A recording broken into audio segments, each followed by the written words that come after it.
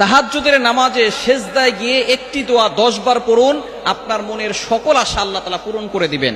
তাহাজ্জুদের নামাজটা হচ্ছে এমন নামাজ, এই সময় সকল মাখলুকাত ঘুমিয়ে থাকে, পাখিগুলো ঘুমিয়ে থাকে, গাছপালা ঘুমিয়ে থাকে, কিন্তু আল্লাহ পাক রব্বুল আলামিন সব সময় কিন্তু তার বান্দাদের দিকে খেয়াল রাখেন, কখন কে আল্লাহকে ডাক দেন। এই সময়টা আপনি নামাজে দাঁড়িয়ে যাবেন, ওযু করে নামাজে দাঁড়াবেন, কেননা মুয়াজ্জিন 5 বেলা মানুষকে ডাকে, হাইয়া আলাস সালাহ, হাইয়া আলাল ফালাহ, কাম টু দ্য সাকসেস, সফলতার দিকে আসো, কল্যাণের দিকে আসো। সুতরাং আপনি অবশ্যই একটা বেলা আছে যেই সময় আল্লাহ তাআলা নিজে বান্দাদেরকে ডাকতে থাকেন, সেটা হচ্ছে এই তাহাজ্জুদের সময়, রাতের শেষ অংশ।